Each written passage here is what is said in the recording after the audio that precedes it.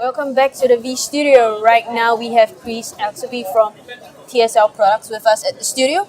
So Chris, good afternoon. Hi, so do you like to share with us some of the key trends you see taking place in today's media industry? Well, certainly we've been talking about the transition to IP for a long period of time. Yes. It's been there as what started out as a technology dream, and then it's turned into a marketing plan, and behind all that there's been a lot of work by the organisations to standardise the IP format so that it would apply to the broadcast industry. And frankly, we've been talking about for so long now that people have been wondering when on earth it's going to happen. If you were making a decision a year ago that you wanted to build a new TV studio, you would probably do it with broadband, with SDI, with baseband, sorry. Because really, the vision for where the products were, all the bits of the chain weren't necessarily there. So it was a pretty safe bet that you could go with baseband and that would be the right decision. What's happened probably since NAB, and certainly we've seen that here at Broadcast Asia, is that I think the customers are starting to see now that the various bits of the jigsaws are starting to be filled in. And certainly with the coming of 2110 and the standardisation of that, plus also the standardisation of the audio formats that will go around it. Certainly the customers start to feel a lot more comfortable about now making a decision. Now, they're not quite there yet, I'll be honest, but I think anybody now planning to build a new facility is probably thinking, you know what, I need to invest in a new facility. I can see that IP is here or almost here, so I'm not going to invest in case I make the wrong decision.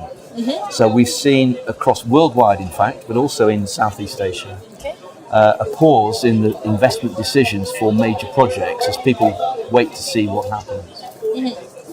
So it's quite interesting. Certainly at the show, everybody claims to be IP ready. We're here next to the Ideal booth and they're trialling our equipment on their stand.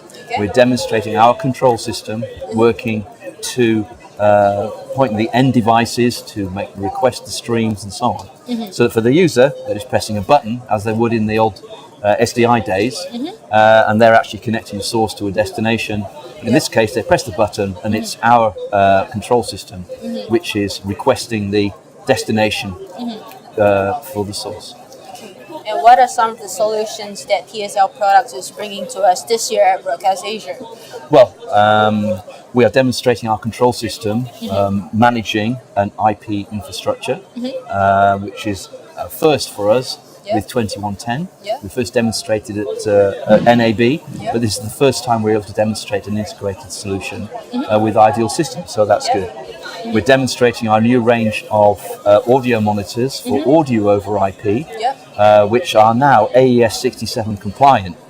So quite by magic, we found that we've been doing Dante for some time, and since 2110 was ratified, AES 67 is now a format which also resides within the Dante. So we find ourselves with a audio over IP certified solution, which is great news.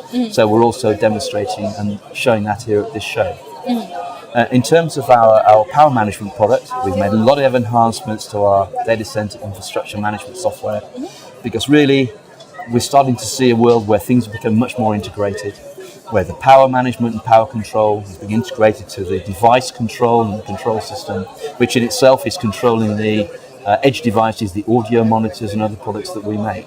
So we're starting to be able to offer joined up solutions to what has been and what still is quite a complex workflow in our industry.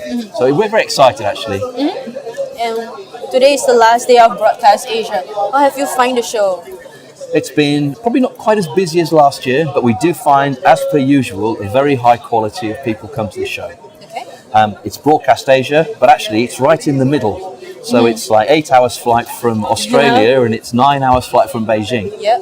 So the people who do come here are really the people who have the budgets and they have the authority and they have the projects to work on.